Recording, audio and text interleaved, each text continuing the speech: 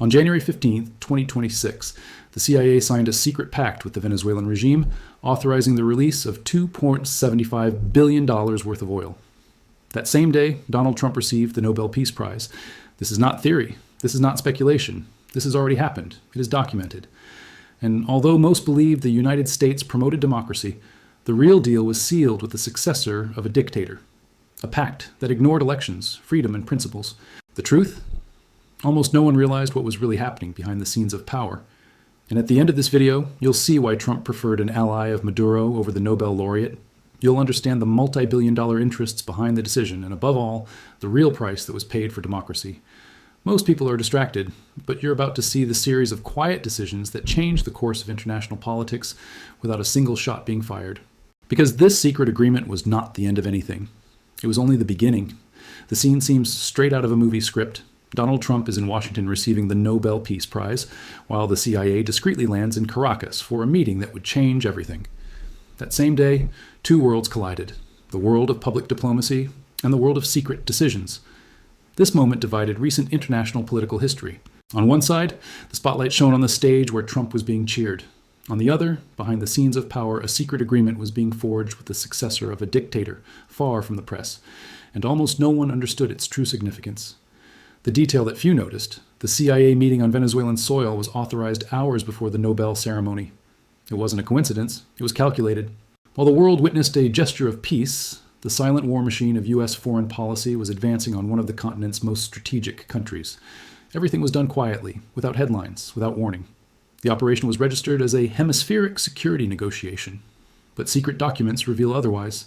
The focus was on Venezuelan oil, not democracy. Multi-billion-dollar deals were being negotiated, while applause still echoed in the White House. This contrast between the public image and the hidden reality was not accidental. It was a strategy. Because while the media highlighted the award, the CIA revelation remained hidden from the cameras. And here's the thing. The choice had already been made before the ceremony even began. What Trump did that morning wasn't just symbolic. It was the silent confirmation that America's strategic interests speak louder than any gold medal. Trump's controversial decision wasn't about ideology. It was about power, influence, and deals no one knew about. While the newspapers were talking about peace, Venezuela was quietly signing a multi-billion-dollar pact with Washington. An agreement that would change the course of economic sanctions and give the United States direct control of Venezuelan oil. And all this happened without most people suspecting a thing. And this is the detail that changes everything. Trump didn't choose the Nobel Prize. He used it as a smokescreen. The signing of the secret agreement between the United States and Venezuela happened on the exact same day. It wasn't a coincidence. It was a strategic staging. This is where everything starts to change. Because while the world witnessed a gesture of peace, U.S. foreign policy had just taken sides, and it wasn't the side of democracy. While the White House negotiated with a dictator's successor, the true face of Venezuelan democracy was hiding in an unknown location. Maria Corina Machado, the opposition candidate who received the most votes in the country's recent history, had disappeared from the news, but not from history. She won an impressive 93% of the vote in the opposition primaries, even as the regime tried to sabotage her every move. She was barred from leaving the country, persecuted by the state apparatus, and yet she resisted. For 11 months, she lived as a fugitive, hunted by a system that does not tolerate dissent. What few understand is the risk she posed, not to national security, but to the strategic interests of those who control the game of international influence. Maria Corina demanded real elections, independent institutions, an end to sanctions. But she was not willing to hand over oil as a bargaining chip. He had no armies, no tanks, no millions of barrels to offer in secret deals, but he had something no other figure in Venezuela possessed: popular legitimacy. Therefore, he was not a viable option for those building a new power structure. Her presence was too unwelcome to ignore, but too dangerous to accept. And the detail that almost no one notices: when Trump received his Nobel Prize, she was isolated and cut off from communication, despite being recognized worldwide as the only legitimate leader of Venezuela. The international community applauded her name. The European press treated her as a symbol of democratic resistance. The Norwegian Academy awarded her the Nobel Peace Prize, further solidifying her prominent role. But within the White House, Maria Corina's name wasn't even mentioned at the negotiating table. This may seem insignificant, but it is not. Ignoring a woman elected by an absolute majority of the opposition is ignoring democracy itself. And this decision was not accidental. It was surgical. While the eyes of the world were on the diplomatic theater, behind the scenes, another script was being played out, and Maria Corina was not part of it. And here's the rub. The prize that was supposed to protect her became a political obstacle, because accepting the Nobel Prize without giving anything in return was seen by Washington as a gesture of independence, and independence is something empires rarely tolerate. That's why, just as she was being celebrated globally, the name chosen by Trump was already different. Not that of the woman who stood up to the dictatorship, but that of the one who survived it and was willing to negotiate without questioning democracy. And this silent turn will lead us to the most symbolic moment of this whole story, the gesture that no one expected. Amid the ceremonial atmosphere of the White House, she enters with a firm step, but a tense expression. In her hands, a small red velvet case. Inside, the supreme symbol of peace and diplomacy, her original Nobel medal made of gold, and she personally presents it to Donald Trump. Not a word was spoken, only a silent gesture, a gift laden with meaning. To those in the room, it seemed an act of humility, perhaps of gratitude. But to those who understand the intricacies of power, it was clear. It was a desperate attempt to rebuild trust with a president who had already made his decision. It offered more than a medal. It offered alliance, recognition, collaboration, a gesture that, at that moment, seemed symbolic, but concealed a clear strategy to reverse Trump's decision, even if it was too late. The detail that almost no one noticed, the medal he handed over was the same one he had promised to keep as his personal property in his public speech days earlier. The gesture was unprecedented, a sign that something was very wrong behind the scenes, and it was. Because the secret agreement between the CIA and Maduro's ally had already been negotiated, the terms were defined, the billions of dollars valued. Maria Corina's gesture was sincere, but innocuous. Trump had already made a decision, and the price of that decision had already been agreed upon. And here everything changes. The gesture that seemed noble turned into a tragic event. They accepted the medal, but ignored the proposal. Not a single conversation, not a single gesture. Only superficial smiles for the cameras. Behind the scenes, the order was clear. No more negotiations with her. This reveals something few dare admit. In international politics, medals are worth less than barrels of oil. And on the global stage, symbolic values cannot withstand strategic interests. His gesture was forceful, but oil speaks louder. Even so, he left with his head held high. He knew he had done everything he could. But he also knew that Trump had betrayed that commitment long before the event. The gift came too late. The decision, irreversible. That moment was the point of no return. Because now the true reason for the break between Trump and the only legitimate representative of Venezuelan democracy is coming to light. And that's where the betrayal begins, before the applause. What no one in that elegant auditorium, decorated with flags and flashing lights, knew was that Donald Trump had broken up with Maria Corina Machado months before the Nobel ceremony. And the reason wasn't ideological, it was personal. She had made the mistake of accepting the prize without handing it to him. Yes, the breaking point between Trump and the opposition leader wasn't a disagreement about Venezuela, but a silent struggle for the spotlight. The act of accepting an award with only international significance was interpreted behind the scenes at the White House as an affront. Ego prevailed over diplomacy. Just days after the award announcement, sources connected to the State Department reported the beginning of a deliberate distancing. Meetings were canceled, invitations were ignored, communications were cut off. The official narrative spoke of a strategic rebalancing. But behind the scenes, the truth was different. Trump felt betrayed. And this detail is crucial. Because while Maria Corina was fleeing political persecution and trying to maintain the integrity of the democratic process, Trump was already forging a new path, more lucrative and more compliant, albeit based on an alliance with a figure involved in corruption and drug trafficking. The final break came when she rejected the proposal to sign an informal agreement that would grant the U.S. government partial control over oil resources in exchange for guaranteed international support. She refused, and it was rejected. And this is where the element that almost no one noticed comes into play. The moment of betrayal preceded the award ceremony. The ceremony was a complete farce. The selection of Delcy Rodriguez, heir to the Chavista regime, had already been decided. Everything that followed was staged. American diplomacy has always been guided by strategic interests, but this time it went further. It decided to silence a democratic ally for purely image-related reasons. And even more, it used this silence to legitimize a multi-billion-dollar negotiation with those who held territorial control and executive power. The applause that followed wasn't for Maria Corina, it was for Trump. The same man who had dismantled piece by piece the only real possibility of a legitimate transition in Venezuela. While she was being celebrated in Europe, he was being celebrated in the United States. But behind the scenes, at the CIA and in the White House offices, democracy had been officially eliminated from the equation. And this brings us to the darkest part of this story.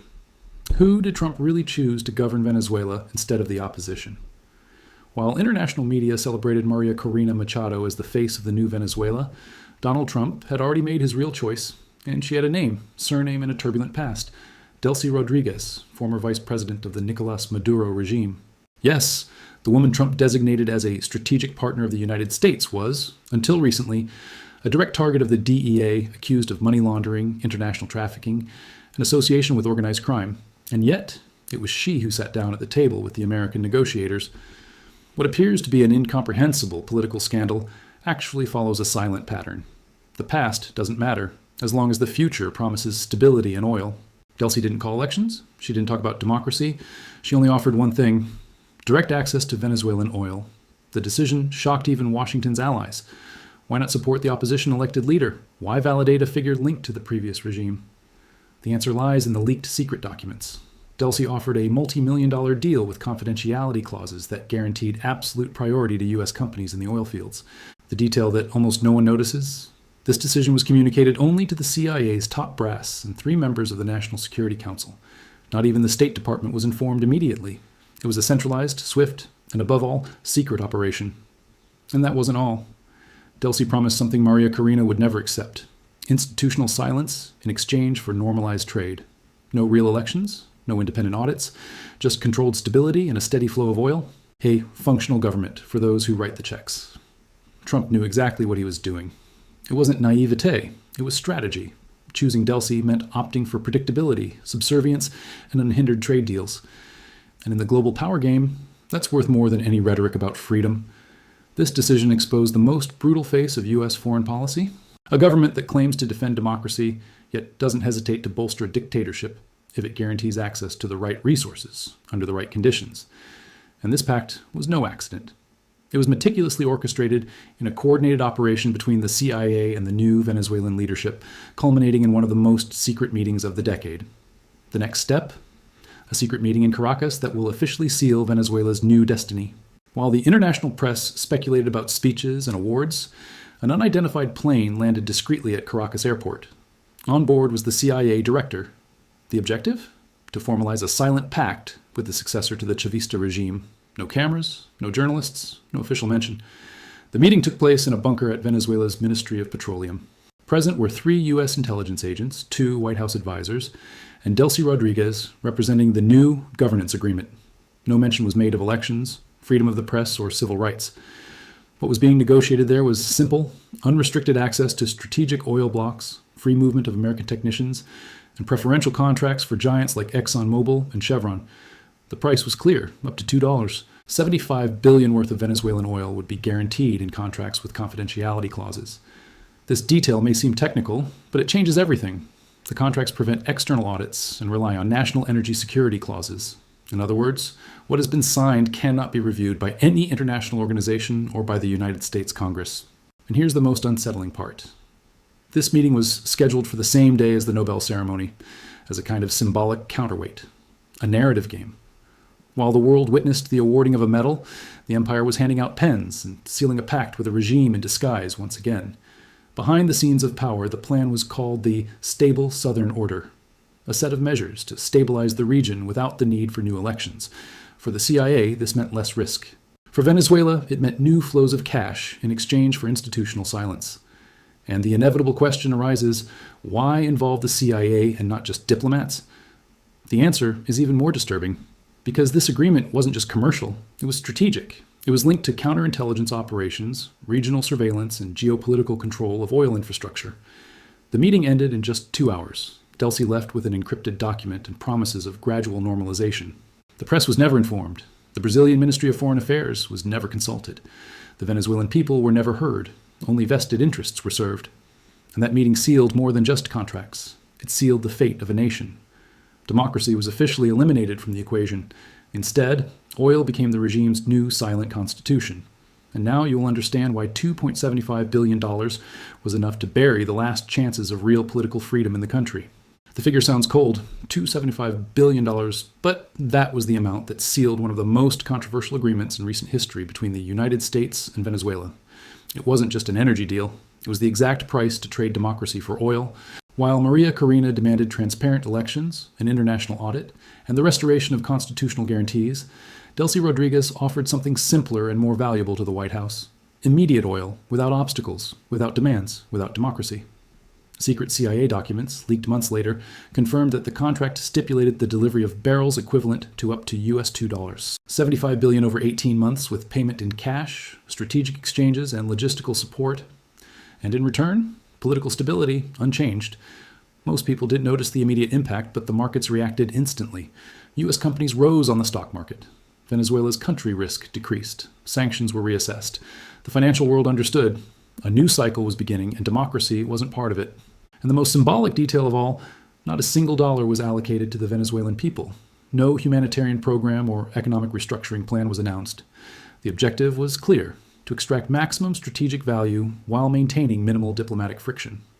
Delcy herself declared in a controlled interview, "There is no need for elections at this time. The people need stability." Oh, a direct and rehearsed statement that sums up the logic of the agreement. Stability bought with vast sums of money and maintained with silence. For Trump, it was the perfect move. He won a Nobel Prize, secured contracts, reduced international pressure, and even portrayed himself as a peacemaker. But behind the scenes, he handed the government of a nation to one of the figures most deeply committed to the previous regime. This was the true price of democracy. A billion-dollar check signed in secret with hidden clauses and irreversible consequences. The Venezuelan people, once again, were left out of the equation. And this raises a question no one wants to answer. How long will principles be sold off at bargain prices? How long will elected leaders be discarded simply because they are inconvenient for the global power game? Because now, with the contract signed, the prize awarded, and the dictator disguised as a Democrat in power, only one conclusion is possible. And that bothers him deeply. Donald Trump left the ceremony with the Nobel Peace Prize in hand. Delcy Rodriguez left with the silent reins of power in Venezuela, and Maria Corina Machado was left with the symbolic medal of betrayed democracy. The secret agreement was sealed, the cycle was complete.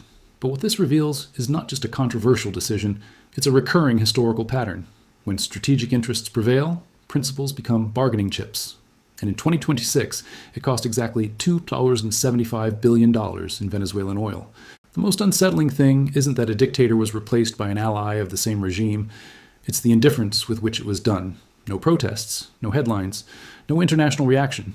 Stability became the justification, and democracy a mere rhetoric of convenience. This is the truth behind the agreement. What appeared to be diplomacy was actually pure geopolitics, driven by multi-billion-dollar deals, quiet decisions, and behind-the-scenes influence peddling. The CIA confirms the pact. Secret documents reveal the clauses, but most people are unaware of it. Trump won the political game. He won the symbol of peace, secured the oil, neutralized the opposition, and even shaped the public narrative in his favor. But in the process, he canceled the only real chance for a legitimate transition in one of South America's richest nations. And this conclusion is uncomfortable because it forces us to confront a question that no one wants to ask. How many other decisions like this are being made now, away from the cameras, in the name of order, when democracy becomes optional, when principles are negotiable, when the future of a people becomes a clause in a contract, is a sign that the empire has already made its decision. And now, the remaining question is, are you simply going to observe, or are you going to understand the pattern and prepare for what comes next? Because this story is not over. She's just getting started.